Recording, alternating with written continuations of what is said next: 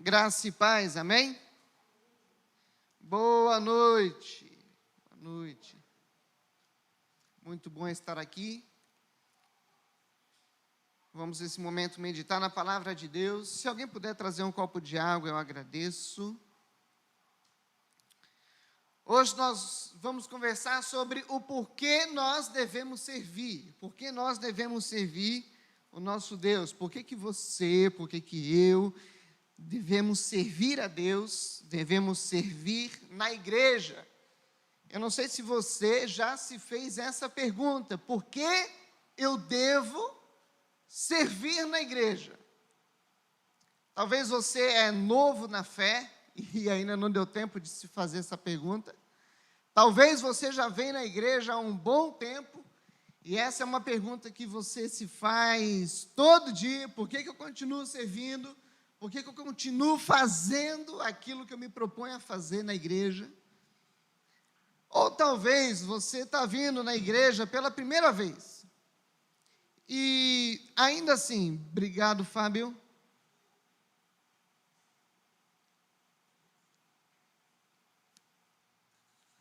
Mesmo você vindo na igreja pela primeira vez, ainda assim esse tema se faz relevante na tua vida, porque servir faz parte do nosso propósito de vida. Servir faz parte do nosso propósito diante de Deus. Servir faz parte da nossa razão.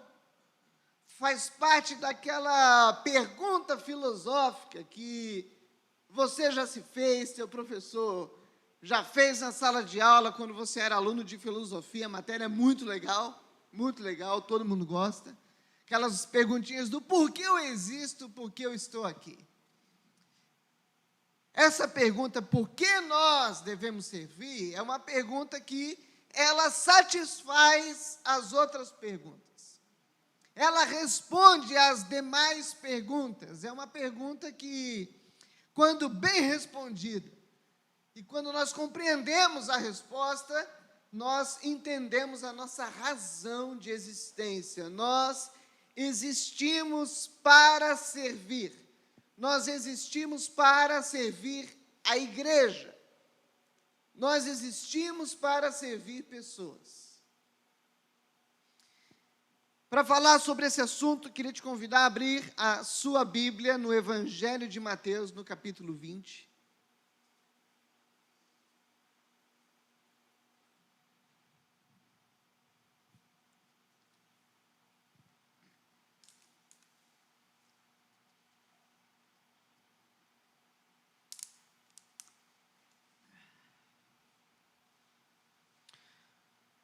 Quando nós falamos de servir a igreja, nós falamos de servir pessoas, porque a igreja ela é composta de pessoas.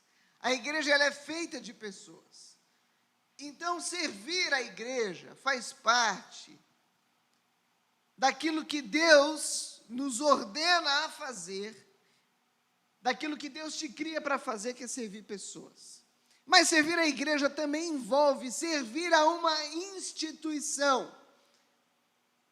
Porque a igreja é uma instituição de pessoas.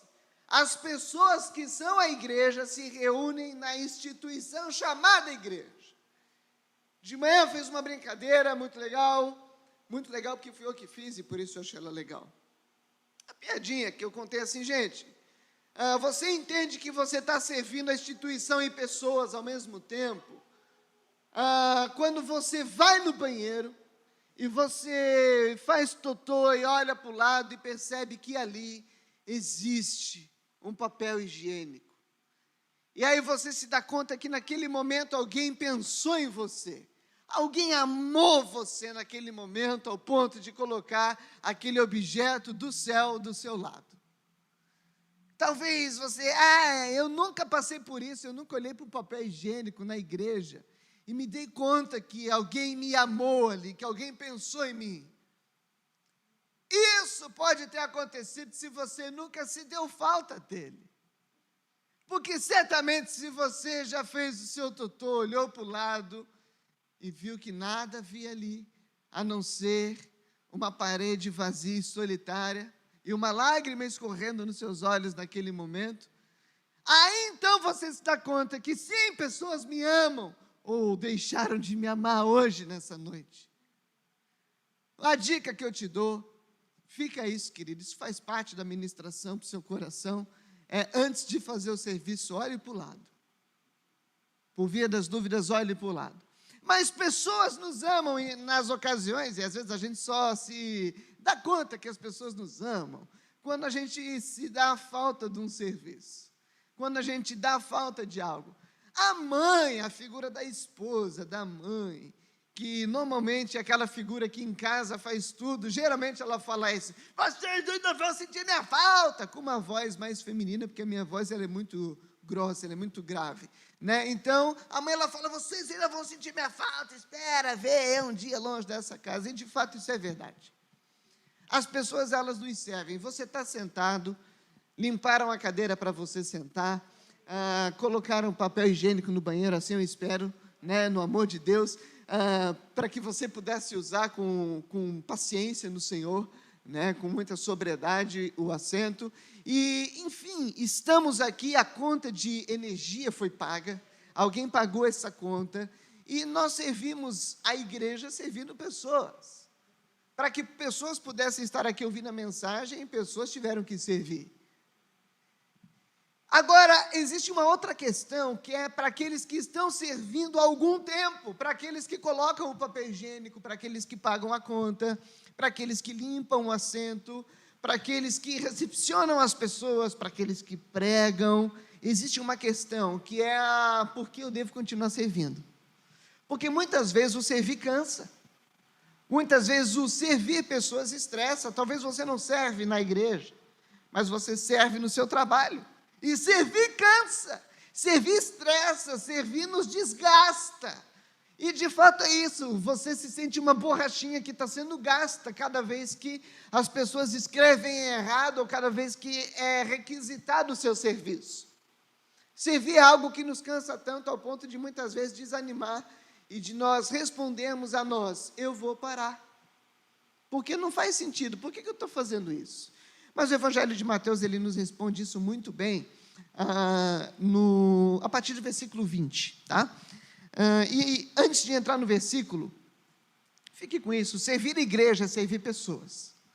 E quando nós servimos pessoas, nós cansamos, ficamos desgastados. Quando nós servimos pessoas, nós nos estressamos com pessoas, em casa, no trabalho, na igreja. Mas servir pessoas faz parte da nossa essência, faz parte do nosso propósito de vida. Então, por mais que você esteja desgastado servindo, vale a pena se deixar desgastar ainda mais, porque você foi criado para continuar servindo. Você foi criado para servir, você foi formado para servir pessoas. Tá bom?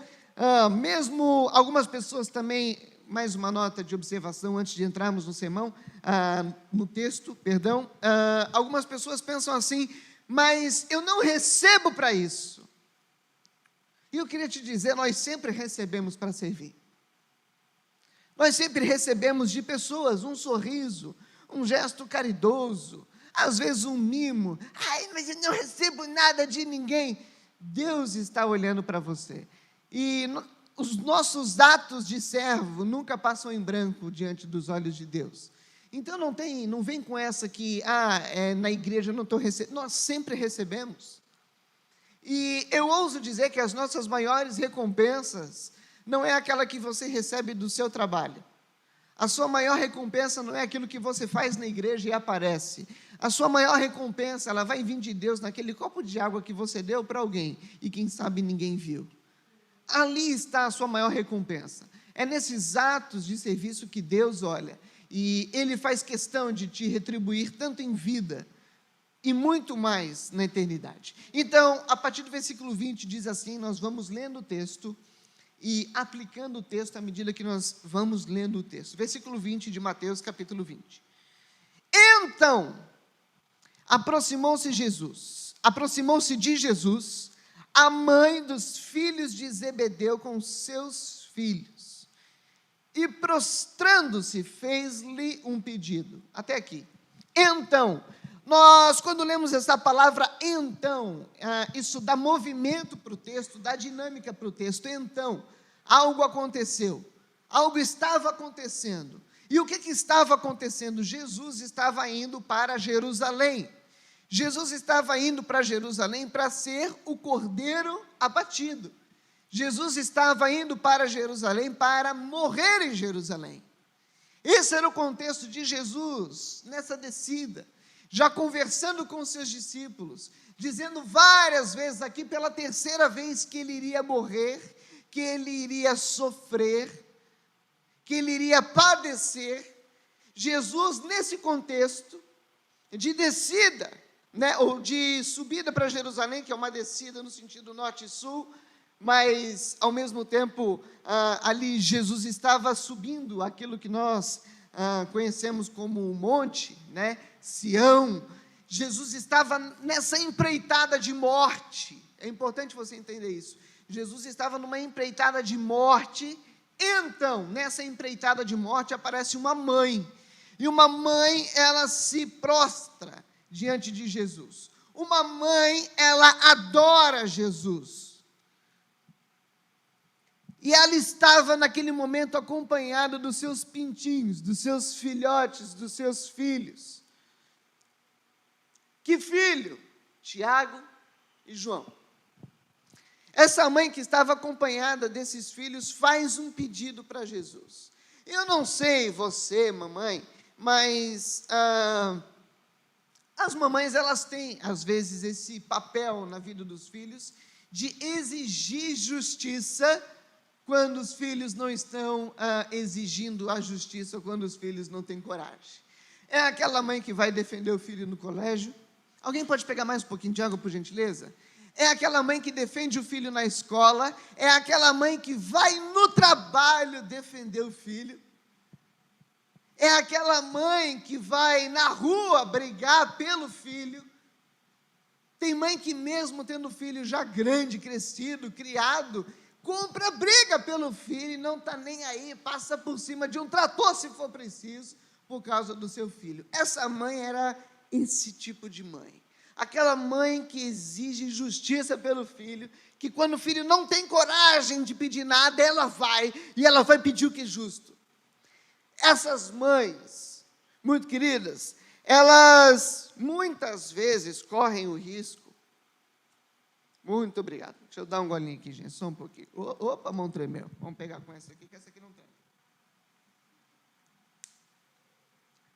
Liga não, a esquerda é meio boba às vezes.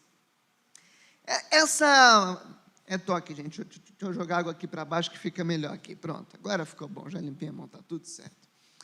Essa mãe que exige justiça, ela muitas vezes, essa figura de mãe tem uma visão, às vezes meio distorcida do filho, de achar que o filho é um pouco mais do que ele é.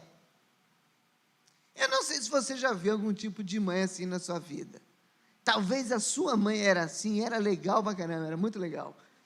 Os seus amigos implicando com você e já vinha a tua mãe descer a borracha neles. É legal isso. É legal de ver, mas às vezes essas mães, elas não têm uma visão adequada do filho e elas veem o filho um pouquinho a mais do que ele realmente é.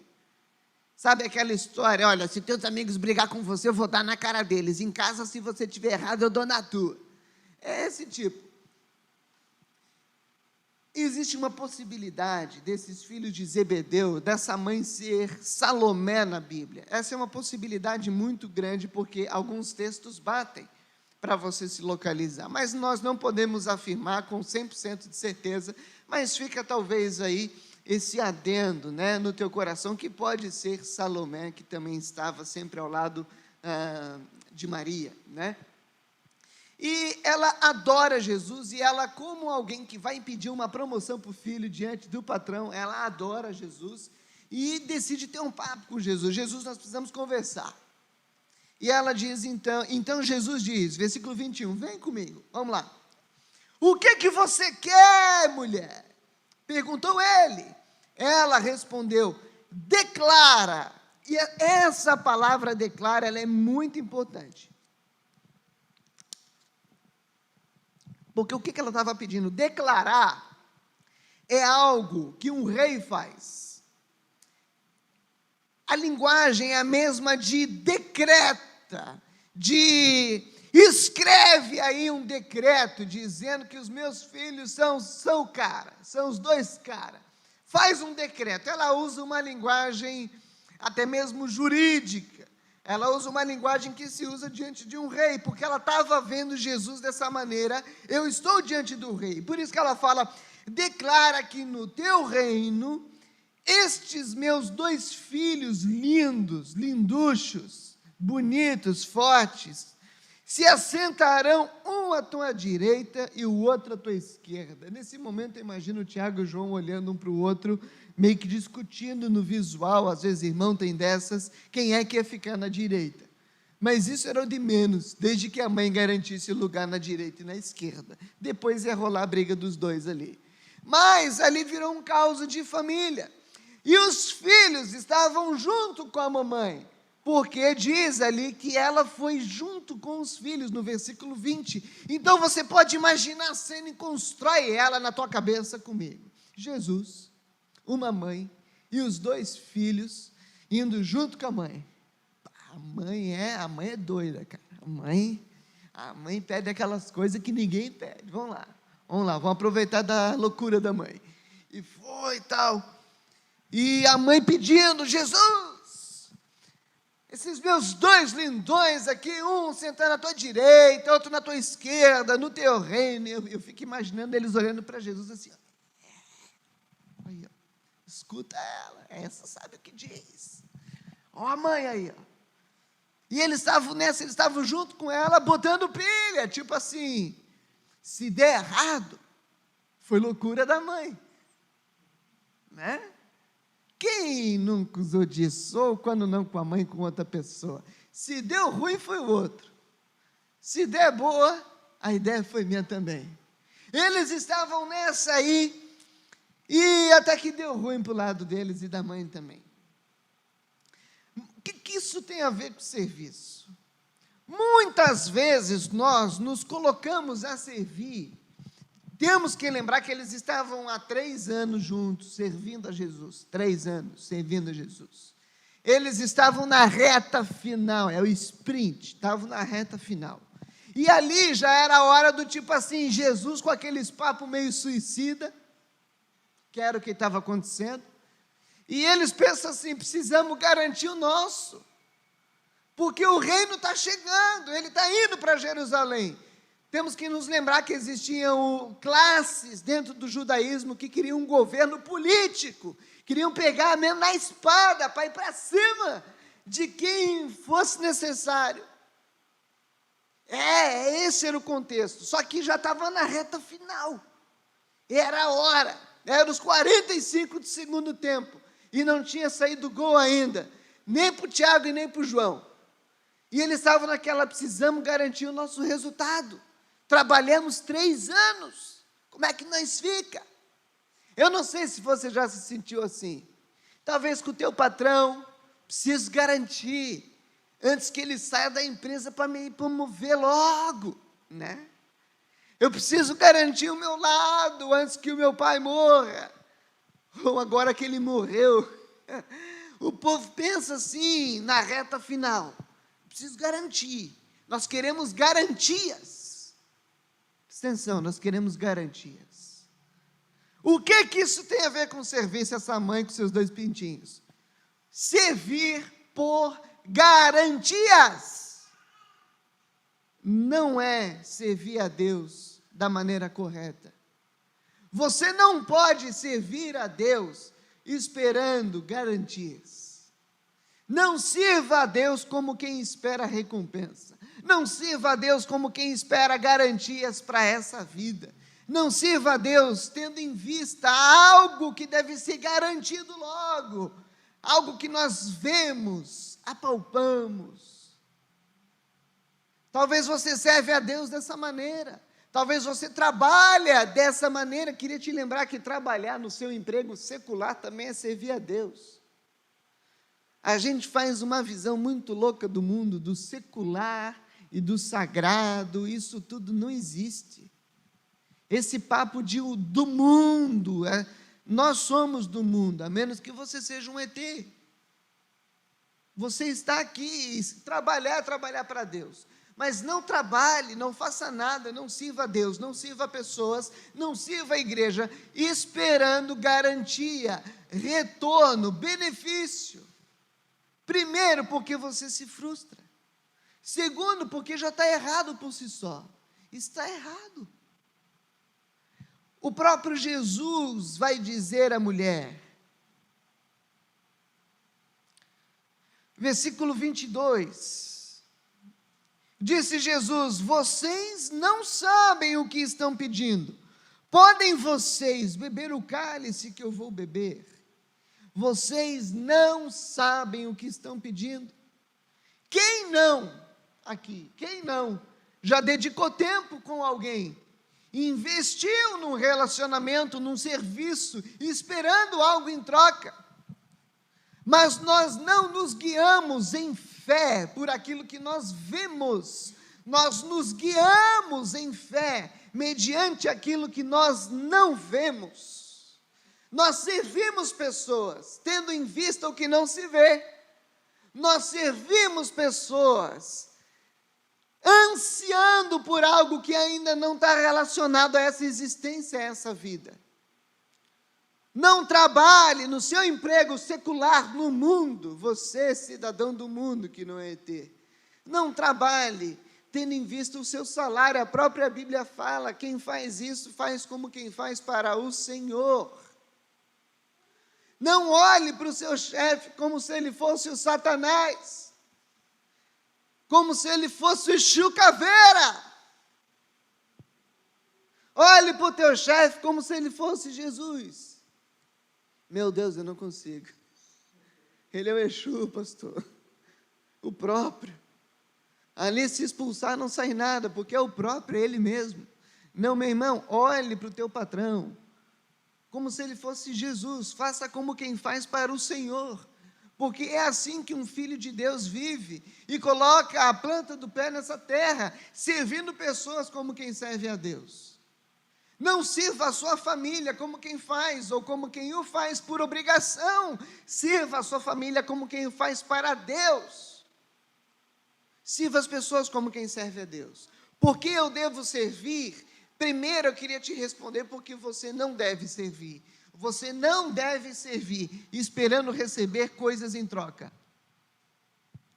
E esse é o tipo de conselho que mãe dá. E a tua mãe talvez já te deu, não espere, meu filho, receber nada em troca. Mas ela já acrescenta, né? Dessa gente mesmo, nós não podemos esperar nada. Tipo, não, essa parte tu deleta. Essa parte tu deleta, fica com a parte boa. Não espera receber das pessoas nada em troca, tira essa expectativa do teu coração. Porque o texto continua e o próprio Jesus, ele vai dizer, olha, tu não sabe o que está pedindo. Podem vocês beber o cálice que eu vou beber? Podemos, responderam eles. Sempre que na Bíblia aparece a palavra cálice, cálice de fogo, esse é um bom nome para a igreja, igreja cálice de fogo, fica um negócio bem pentecostal, fica da hora. Todas as vezes que na Bíblia aparece cálice, significa ira, aí já não fica tão legal assim. Cálice significa ira, imagina igreja, ira de fogo, aí já não fica bom, aí ninguém entra. Mas significa ira, cálice significa ira. Deus, se possível, afasta de mim este cálice. Se possível, afasta de mim a tua ira. Significa ira, ira. E Jesus fala, olha, vocês podem vocês beber? Jesus faz uma pergunta, o cálice. Responderam eles, sim, sim, sim. Versículo 23. Jesus lhes disse, certamente vocês beberão do meu cálice, e vocês, aqui nós temos que nos lembrar, os três respondem, podemos beber do cálice, eles achavam que podiam beber da ira de Deus, os três, ali estava a mamãe e os dois pintinhos, mas você vai perceber que nessa cena, quase que teatral, era um diálogo, uma narrativa ali de 4 pessoas, Jesus, a mãe e os 2 filhos, mas tinha 10 de olho assim, ó, só analisando o tipo do assunto, só de butuca. No versículo 23, Jesus responde: certamente vocês beberão do meu cálice. Esse é um texto difícil, porque cálice significa ira, e Jesus olha naquele momento para Tiago e para João e diz: vocês beberão da minha ira. Mas aí tu para pensar, como é que Tiago e João vão beber da ira, se Tiago e João vão ser salvos no sangue de Jesus? Mas Jesus estava falando de um sofrimento também, imediato, relacionado à ira de Deus, ao fator pecado no mundo, e à perseguição que ele iria sofrer por causa do Evangelho. Então, Jesus olha para Tiago e para João e diz: vocês sim vão sofrer, vocês beberão da ira de Deus, vocês beberão do sofrimento, vocês beberão disso tudo, por causa do Evangelho, não com fins de justificar pessoas e salvar pessoas com o sangue de vocês, mas vocês vão sofrer por causa do Evangelho. Isso foi um fato, porque Tiago foi o primeiro apóstolo a morrer, né? João, apesar de não ter sido morto de morte matada, de ter morrido de morte morrida, João também sofre muito pelo Evangelho de Jesus. Então é um fato, os discípulos bebem do cálice, eles também sofrem. Cálice indica sofrimento, ira, eles também sofrem, eles também experimentam dor e sofrimento, e nisso eu queria nessa noite puxar mais um ponto. Não tem como servir a Deus servindo pessoas sem sofrimento. Não tem como servir a Deus servindo pessoas sem sofrimento. Serviço e sofrimento têm muito mais coisas em comum do que a letra S no início. Servir e sofrer está intimamente ligado. E quanto mais eu sirvo, mais eu sofro. E aí você para pensar: puxa vida, eu já não posso esperar nada. E além de tudo, eu tenho a certeza de que eu vou sofrer. Não parece legal isso aí. Mas servir é a nossa razão de criação. Jesus, no versículo 23, ele também diz: mas, olha, o sofrimento vem.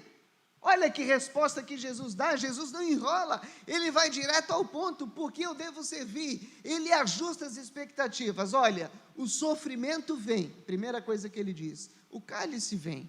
Depois ele continua e fala: mas o assentar-se à direita ou à esquerda não cabe a mim conceder, cabe ao Pai. O que ele está dizendo? Olha, o sofrimento é para todos, a recompensa não cabe a mim dizer a você o que vai ser e o que não vai ser, porque isso tudo compete ao Pai. Nós devemos nos lembrar que Deus é um ser triuno, é um ser tripessoal, são 3 pessoas, cada pessoa tem a sua função dentro da Trindade. Cabe ao Pai galardoar. Deus é um Deus galardoador. Meu Deus, o que você está falando? Calma. Deus é um Deus que nos presenteia. Agora ficou bom, ficou bom. Deus é um Deus que nos presenteia. Deus é um Deus que nos galardoa. Ele é um Deus que nos recompensa. Deus é um Deus que certamente irá te recompensar pelo teu serviço. Ainda que você não sirva esperando receber coisas em troca, Deus é um Deus que vai te recompensar, quer seja nessa vida e muito mais na outra. Nós não servimos esperando receber coisas, mas nós iremos receber coisas. Vamos receber o nosso galardão e, além de tudo, nós temos convicção de que o nosso Deus é um Deus justo. Mas Jesus fala: o sofrimento te espera. E tenha convicção no seu coração de que só o Pai sabe responder aquilo que te aguarda. Você serve ao Senhor, mas somente o Pai vai poder te responder aquilo que te aguarda, aquilo que te espera. E muitas vezes você não vai ver ou não vai ouvir respostas do Pai. Muitas vezes você não vai ouvir de Deus: Deus, por que eu estou trabalhando? Por que eu continuo investindo, servindo a minha família? Talvez você vai orar e não vai ouvir, não vai sentir, não vai ver, porque muitas vezes Deus não fala, muitas vezes Deus, Ele se cala, muitas vezes o que você vai ouvir é o silêncio de Deus, mas saiba que mesmo no silêncio de Deus, você pode ter certeza e convicção da promessa de Deus, de que Deus é galardoador, de que Deus é um Deus de recompensa, de que Deus é um Deus que nos presenteia, de que a eternidade nos aguarda, de que o nosso bom pastor está lá, nesse momento, preparando a nossa house, a nossa mansão celestial, de que nesse momento Jesus está preparando o teu travesseiro. Eu me lembro que eu tinha ficado chateado porque ela dizia que não teria morte, então eu pensei, puxa vida, sempre quis ter um travesseiro de pena de ganso, mas não vou ter. Mas aí veio o travesseiro da NASA, e você deita nele e vê que é top também. Eu fico imaginando, imagina a tecnologia do céu, a tecnologia dos anjos, tem muita coisa boa nos aguardando, nem olhos viram, nem ouvidos ouviram, nem jamais penetrou no coração do homem, tudo que Deus tem preparado para você. O sofrimento te espera, mas eu queria destacar nesse momento um versículo, e ele deve ser guardado no teu coração. Quando nós falamos de servir, e eu falei que servir e sofrimento estão intimamente ligados, a Bíblia diz que o nosso leve e momentâneo sofrimento, ele não pode ser comparado com o peso eterno de glória. E aí o povo que está estudando teologia já descobriu que isso é um quiasmo, faz parte da maneira judaica de poesia. Isso é uma poesia judaica que nos diz que existe algo muito maior do que o sofrimento para a tua vida lá na eternidade. E quanto mais você sofre por Cristo aqui, mais coisas te esperam lá. E aqui eu queria abrir um parêntese e falar ao teu coração. Se você, com todo amor e respeito, eu vou te xingar daqui a 3 segundos. Se você serve a Deus só na igreja, 1, 2, 3, você é burro. Se você serve a Deus só na igreja, você é burro. Meu Deus, nunca imaginei ir para a igreja ouvir isso. É melhor falar a verdade, dói menos. Se você serve a Deus só na igreja, e eu também, nós somos burros, porque Deus nos deu uma vida para servir. E se só o que eu faço aqui dentro, nas poucas horas que eu estou aqui, é para o Senhor, eu não posso imaginar que lá em cima vai estar me esperando muita coisa. Quer ser inteligente, quer investir bem, muito melhor do que te dão dica no YouTube, quer investir muito bem, viva para o Senhor e sirva ao Senhor, não só dentro da igreja, sirva a Deus durante as 24 horas do teu dia. Sirva ao Senhor na sua casa, faça para o Senhor. O almoço é para o Senhor que você está fazendo. Está andando na rua, eu ando na rua para o Senhor. A gente não canta aquela musicona das antigas, que o povo se empolga pelo Senhor, mas chama sim, e os crentes fazem assim, a loucura. Então, gente, é isso aí. Pelo Senhor a gente marcha, a gente caminha, a gente respira, a gente vive. É pelo Senhor que nós vivemos. Nele nós vivemos, nos movemos e existimos. Faça tudo para o Senhor. Aproveite o seu tempo, a sua vida, para viver uma vida de serviço. A consequência, você vai sofrer muito mais. Se você olhar para o seu chefe e tirar a imagem do Exu do rostinho dele e colocar a imagem de Jesus, e imaginar Jesus ali, e fazer como quem faz para Cristo, você vai sofrer mais. Talvez ele vá até te provocar mais, mas a tua recompensa é muito maior, porque você faz para o Senhor. O texto continua e diz, no versículo 24: quando os outros 10 ouviram isso, ficaram indignados com os 2 irmãos. Ali deu PT, ali deu briga, ali deu perda total, deu confusão, romperam relacionamentos por alguns instantes depois de 3 anos. Sabe o que rolou ali? Trairagem. Sabe você que já se sentiu traído por um amigo? Com os 12 já rolou isso também. Os 10 se sentiram traídos e olharam para o Tiago e para o João e falaram: seus traíra. Nós estava tudo junto servindo, nós estava tudo junto lá com Jesus, aguentando aquele povo reclamando, aquele bando de fedido, nós estava tudo junto, a gente fez tudo junto. Quando ele mandou nós de 2 em 2, ele já começou a choradeira toda, e foram ressuscitando os defuntos dos últimos 3 anos, e fizemos tudo junto, e agora vocês 2, seus sem vergonha, escuta aqui, tapa na mesa, rolou de tudo ali, eu fico imaginando, trouxeram aí na mãe de vocês, além de tudo são uns frouxos, para pedir um lugar de honra para vocês, dando as costas para nós tudo. Esse lugar, os 2 lugares tinham que ser repartidos em 12, tinha aqui em cada cadeira cabe 6, vocês são uns pilantras. Eles ficaram indignados, eu estou só ensinando aqui, mas foi isso isso que aconteceu.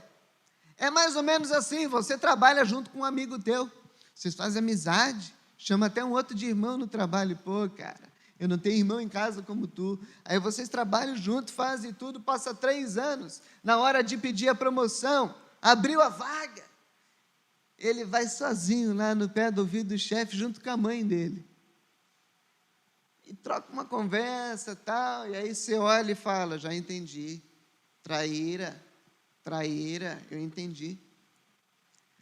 Quando nós servimos pessoas, você tem que prestar atenção no que eu vou falar, que isso para você vai ser uma novidade. Quando nós servimos pessoas, nós vamos ficar desapontados. Sério. Você vai um dia passar por isso. Eu tenho convicção que talvez um dia, servindo e dando o seu melhor junto com pessoas, você vai se decepcionar. Isso ainda não aconteceu, mas vai acontecer, infelizmente. Gente, além de nos decepcionar para quem nós estamos servindo, além de eu ficar decepcionado com a pessoa que eu dou um copo de água, ela reclama que a água está gelada demais, e aí eu trago uma água do jeito dela e ela fala que agora está quente demais, além da gente passar por esse tipo de frustração na vida, nós vamos nos frustrar com aqueles que estão dividindo a fileira de batalha junto com a gente, porque trairagem acontece. Um dia alguém vai ser traíra com você, um dia alguém vai te machucar, um dia, o que aconteceu aqui com o João e com o Tiago? Eles pensaram mais nele que nos outros 10, vamos garantir o nosso. Um dia alguém vai ser egoísta com você no serviço cristão, um dia alguém vai ser egoísta, roubando chocolate novo, lá da tua casa. Você vai falar: pô, amor, tu não pensou em mim? Ele vai dizer: não, era bom, não consegui esperar, eu tentei.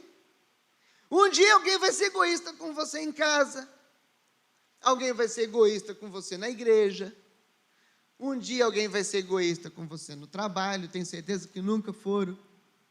Um dia as pessoas, e um dia você vai ser egoísta com os outros, porque trairagem faz parte da nossa natureza caída, nós somos seres traíras, é isso aí, peixão, né? Não tem aquela canção, aquele hino, quem me dera ser um peixe? Aí você fica filosofando, né? Ai, quem me dera ser um peixe, para o seu límpido aquário, aquele hino. Querido, se você fosse um peixe, você ia ser uma traíra, não ia ser um tubarão, uma traíra. Eu sou uma traíra. A gente, infelizmente, é egoísta. Nós somos seres que, quando a carne grita, nós tentamos buscar o nosso privilégio, ao invés de visar o todo.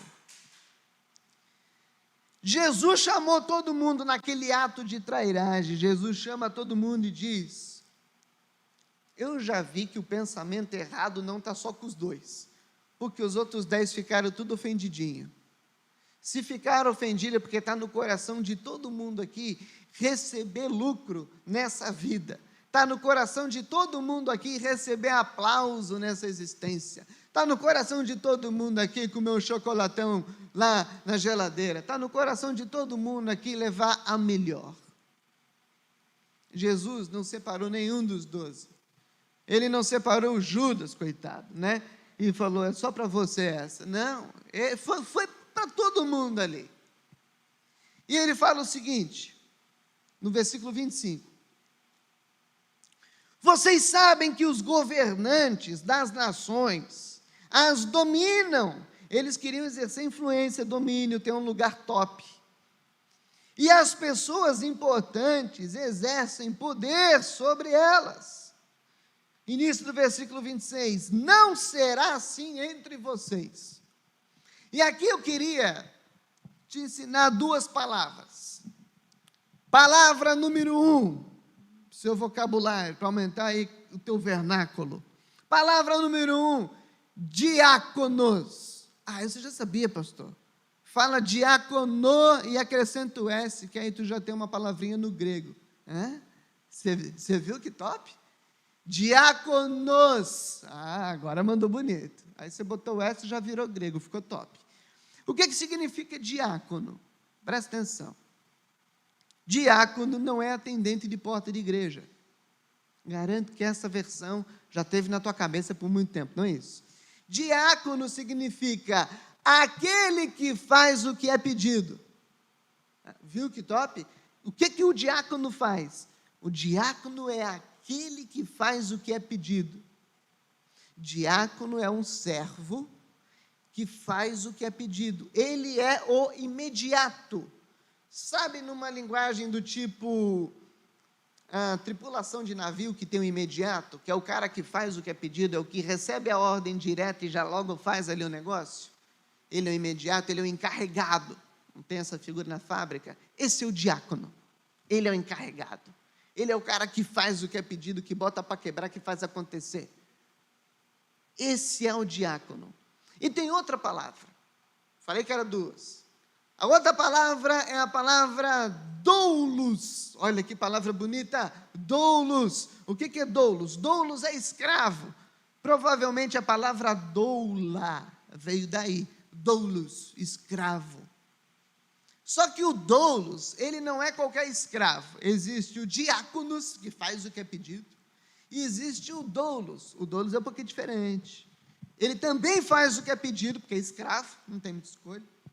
Mas a questão é que o doulos, ele não é visto, ele não é um escravo que trabalha dentro de casa, o dentro de casa é um mordomo. O doulos é aquele escravo que faz o que ninguém vê, é aquele escravo que está lá, fora de casa, limpando as coisas onde ele não é visto.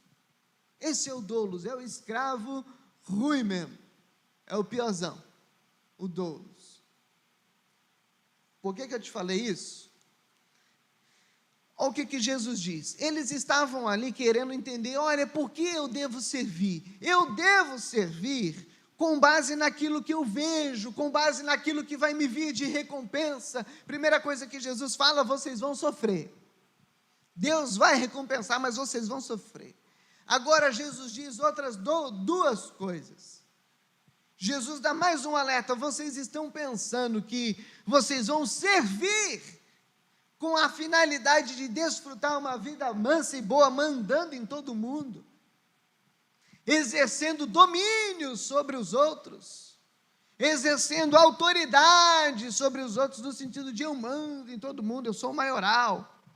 Talvez você é o tipo de cara que estudou muito na vida para poder mandar nos outros.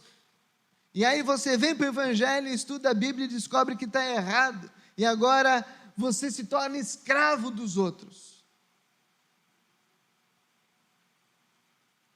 Jesus diz, no versículo 26, não será assim entre vocês. E essa é para você que às vezes estudou muito para mandar em muita gente, que batalhou muito para mandar em muita gente, que lutou muito para ter aquele bom testemunho social, para poder dar pitaco na vida dos outros e ter respeito. Versículo 26, ao contrário, quem quiser ser importante, quem não quer ser importante? A palavra aqui importante, ela também pode ser traduzida por notado, notado. Quem quiser ser percebido, puxa vida, o pastor não me percebeu, ou às vezes eu prego, puxa vida, ninguém falou que legal a mensagem. Quem quiser ser importante, quem quiser ser percebido, pastor, não sou percebido no meu trabalho, filho. Assim diz a palavra do Senhor, que nós não podemos nos esconder dele. Se você foge para onde for, ele te encontra. Você crê no teu coração que Deus está te olhando? Isso sim, pastor. Então você está sendo percebido no seu trabalho. Eu não estou sendo percebido dentro de casa, pastor. Aquele ingrato, cozinha todo dia lá, faz tudo. Só reclama. Você crê, minha irmã, que Deus está dentro da tua casa, te olhando? Sim, então você está sendo percebida. Aquele que quiser fazer coisas para pessoas e ser percebido, ser importante, presta atenção, 26, deverá ser servo. E aqui a palavra é diácono. Aquele que quer ser importante, ele deve fazer o que é pedido. Você quer ser importante, quer ser um cara legal, quer ser percebido pelas pessoas, ser valorizado, faz o que é pedido. Aí tu fica parando, vê se isso é conselho. Aí você para pensar quem foi que falou. Vamos continuar. E quem quiser ser o primeiro, deverá ser o escravo, deverá ser o doulos. Você ainda, além de que tem gente que fala, pastor, esse sermão não é para mim. Eu nunca quis um lugar de honra, eu só queria ser percebido de vez em quando. Quer ser percebido? Faz o que é pedido e tenha certeza de que Deus está no controle da situação e Ele está te percebendo. Não, pastor, eu sempre fui uma pessoa ambiciosa. E ambição é bom, gente, não é ruim não. Eu sempre fui uma pessoa que quis o melhor para a minha vida, eu tenho um lugar de destaque no meu trabalho, eu oro por isso muito. Você quer ser percebido, você quer ter um lugar de destaque, seja um escravo, se torne um doulos, quer ser de fato aqui, você quer ser o primeiro que recebe a recompensa, então que você se torne aquele que fica lá fora, não o que fica dentro de casa. Quer ser o primeiro, seja o último. Quer ser o primeiro, seja o último. E esse é um texto que me toca, porque sempre que cara, eu me lembro, quando eu era criança, e estava entregando pipoca, não sei se você tem essas lembranças de infância, você está, aquela festa na rua, alguma coisa que você foi com o pai e com a mãe, estão dando pipoca de graça, criança pira. Eu sempre era daquele que queria pegar a pipoca primeiro, e não me vem com essa que ela era igual às outras, para mim estava mais gostosa. Tudo porque estava mais quentinha, e o lado gordo já estava começando a aflorar na carne, tanto pelo fato de que é melhor você comer e olhar para os outros e saber que eles comeram depois que você. Isso é carnal, gente. Isso é carnal isso aí. Sabe aquela ideia de ver um filme na estreia, e de todo mundo, na época do cinema, né, que não tinha o Netflix, e aí você vê o filme antes que os outros, ninguém sabe como é que é o filme, e tu fica olhando para eles. Eu sei, né? Ou aquele cara que não pôde ver o futeba, e você já sabe o resultado. Aí você olha para ele, eu sei como é que tu está sentindo, mas não vou te contar, depois tu vem em casa. Isso, gente, tem gente, nós muitas vezes queremos ser primeiro, e aí você pode enganar o seu coração e dizer, eu nunca quis ser o primeiro em nada. Duvido.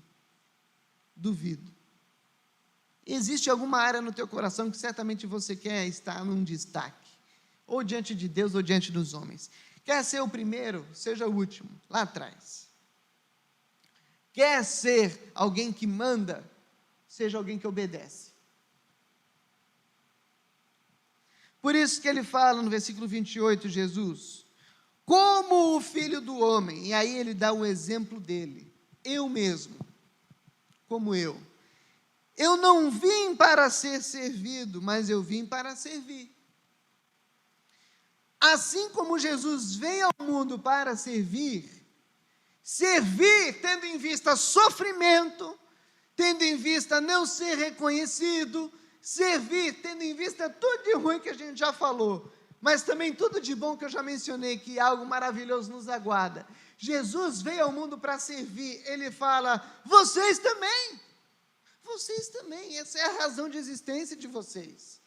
Eu não vim para ser servido, mas vim para servir e dar a minha vida em resgate de muitos.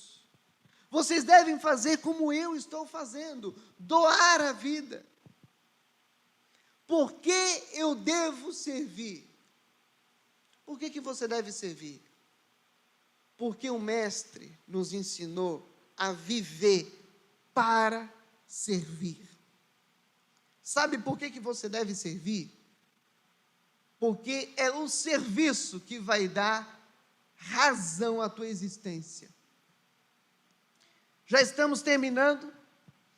Nesse ponto eu queria dizer, principalmente com quem é Deutsche Raiz e o sangue azul circula nas veias. Meu irmão, é o serviço que dá razão à tua existência. E aí, quem é da gema fala, amém. Eu trabalho o dia inteiro. Eu saio do trabalho e capino mais um monte. Depois de capinar, eu chego em casa e limpo o teto. Aí eu percebo que sujei o chão, limpo o chão. Eu durmo, pastor, meia hora por dia. É o serviço que dá a razão à minha existência. Você faz isso para Deus? Ou você faz isso porque é viciado em trabalho e aprendeu desse jeito e não sabe viver diferente? Você faz isso para Deus ou faz porque está doido? Não pensei nesse lado de Deus aí. A tua vida faz sentido? Não. E você pode trabalhar mais ainda que não vai fazer. Uma coisa é trabalhar, outra coisa é trabalhar do jeito certo, fazendo para Deus. Uma coisa é você fazer as coisas da vida, para pagar as contas, para pagar os boletão que vai chegando, para comer, para deixar a igreja em ordem. Outra coisa é fazer para Deus. Se você não serve, você não está entendendo o reino.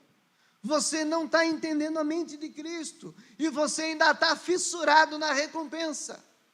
Se você não entender o que é serviço, na ótica bíblica de Jesus, que você faz o que faz por amor, por doação, por sacrifício, sem esperar nada em troca a não ser sofrimento, se você não entendeu isso, você não está com a mentalidade do reino, a tua mentalidade ainda é carne. Aí você está no trabalho e murmura. Deus atrasou em 40 anos a chegada de um povo que reclamava no lugar prometido. Você que reclama no trabalho, continua reclamando, vai reclamando, vai. E vê onde é que você vai parar. Você vai ficar dando volta no deserto, irmão. Acelera o processo na tua vida. Servir não tem nada a ver com trabalhar por trabalhar. Tem gente que vem para a igreja e faz tudo o que faz, mas não está servindo. E aí chega para mim e fala, eu estou cansado de servir, pastor. Você está fazendo para Deus, irmão? Estou, duvido. Você pode estar irritado, cansado fisicamente, agora querendo parar com tudo, isso não. Porque nós, quando entendemos que é para Deus, a mentalidade do reino invade o nosso coração. E os que esperam no Senhor renovam as suas forças como águias. Eu fico exausto fisicamente, fico com vontade de chutar uns crentes. Eu fico, gente, eu falo mesmo. Tem crente que dá vontade de dar umas bicudas na canela. Que é chato. Falei de manhã e repito gravando para ficar gravado. Um dia eu vou morrer e vai ser boa essas pérolas no velório. Eu já pensei nisso. Se tem um povo que irrita, é crente. Você fala, pastor, o povo no meu trabalho é muito chato. Convive com crente o dia inteiro e entenda que é pior. O céu te espera. O céu te espera. A diferença é que lá o povo vai ser perfeito, aqui o povo acha que é. Os crentes, eu tenho vontade de dar bicuda na canela, de dar um surdão. Sabe o que é surdão? É aquele tapa no ouvido que faz... De tudo isso. De xingar. Mas quando a tua perspectiva é o reino, tudo isso passa pela cabeça. Mas quando você tem aquele segundo de sanidade que vem logo na sequência, você já fala, perdão, Senhor. Porque eu estou fazendo para o Senhor. Eu amo o Senhor acima de tudo. Eu amo essas pessoas como a mim mesmo. Perdão, Senhor. E você continua. Por isso que Jesus fala para Pedro, Pedrão, hoje tu vais... Agostinho de Hipona, ele comenta esse texto citando isso. A figura de Pedro. Pedro diz, eu não vou te negar, vai ser uma boa vida cristã. E Jesus fala, um dia vão te vestir o paletó de madeira, Pedrão. E você vai para um lugar que você não quer ir. Muitas vezes você não quer fazer, mas você vai. Você faz, você serve, você não murmura, você não xinga, você não reclama, fica na vontade, o passarinho passa na tua cabeça, mas ele não faz ninho. Você não vai se tornar um ser angelical, mas você vai se tornar um humano que vive no reino, embora continue vivendo na terra. Se a sua perspectiva de serviço for ajustada, eu te prometo uma coisa no Evangelho. Se você ajustar a tua perspectiva de serviço no teu trabalho, você vai ser um outro profissional. As coisas vão mudar. Se não nos outros, vai mudar no teu coração. Se você ajustar a tua perspectiva de serviço, você vai ser outra pessoa dirigindo. Pensa na aprovação. Você vai ser outra pessoa. Ajuste a tua perspectiva e entenda que você é um ser que serve, porque o reino é formado de servos. Você foi criado para servir, não para existir e trabalhar. Você foi criado para servir pessoas em amor, amor sacrificial, e aguardando sofrimento, tendo convicção que desapontamento vai vir, trairagem vai haver, mas sabendo que o Pai das altas luzes, o Pai dos céus, o nosso Deus, Ele nos aguarda nas mansões celestiais. Nosso Deus é galardoador, tendo em vista não o que se vê, mas o que não se vê, porque o que se vê é transitório. Você vai servir no trabalho, esperando o teu salário celestial, não da terra. Você vai agradar o teu chefe, não esperando uma promoção, mas esperando ver nele o caráter de Cristo um dia sendo formado. Isso é servir. Por que eu devo servir? Porque você foi criado para servir. Dentro de uma perspectiva correta. Não tendo em vista o lado direito ou esquerdo do lado do rei, mas tendo em vista a cruz, o cálice de Deus, que sim, você também vai beber. Tendo em vista trairagem, tendo em vista sofrimento, tendo em vista muita provação, mas tendo em vista acima de tudo isso, que o nosso leve e momentâneo sofrimento, ele não se equipara, ele não se compara ao peso eterno de glória, que está sendo formado acima de nós, nos esperando. Existe um peso eterno de glória que está se acumulando sobre a tua vida no céu. Basta você ir para o trabalho direito, basta você orar pelo teu chefe direito, basta você honrar o teu salário direito, basta você viver família direito, sem murmurar, sem reclamar, não olhando e tendo esperança pelo que se vê, não querendo garantias como começamos nessa vida. Eu preciso de uma garantia, Jesus. Eu trouxe a minha mãe para interceder por mim. Não tendo em vista garantias, mas tendo em vista a certeza de que sim, o nosso Deus é galardoador. O mesmo Deus que te criou para servir, te criou para receber um peso eterno de glória. Ajuste as tuas expectativas de serviço. Ajuste a tua perspectiva de serviço. Não viva como quem vai vivendo a vida de qualquer maneira. Viva em serviço. Sirva a igreja que é feita de pessoas. Sirva a nossa instituição. Se você quer ser membro dessa igreja, não existe lugar nessa igreja, em Cristo, para crente que gosta de ficar com o bumbum no banco, só para esquentar o banco. Porque a igreja do Senhor Jesus, isso não é porque o pastor quer todo mundo trabalhando, às vezes o povo tem essa pira, meu Deus, lá vem ele de novo me mandando fazer coisa. Não é isso. É porque o Senhor Jesus formou um corpo de muitos membros, onde um edifica o outro. A igreja se movimenta entre os membros, é um organismo vivo, feito de pessoas que servem e que entenderam o que é viver em serviço. Isso é viver igreja. E vivendo na igreja eu sirvo a instituição, colocando papel higiênico no banheiro. Eu choro com quem precisa chorar. Eu me alegro com quem eu preciso me alegrar. Mas também, sendo a igreja do Senhor Jesus, eu sou a igreja também lá fora. Porque a igreja não é condição de ambiente. Igreja é um status de vida. Não é o ambiente que me torna igreja, é quem eu sou que me faz ser igreja. Você é a igreja no teu trabalho, na tua casa. Sirva pessoas. Porque o Senhor Jesus te fez para o serviço. Amém? Que Deus te abençoe. Que as tuas expectativas se ajustem. Que você não fique frustrado por pouca coisa.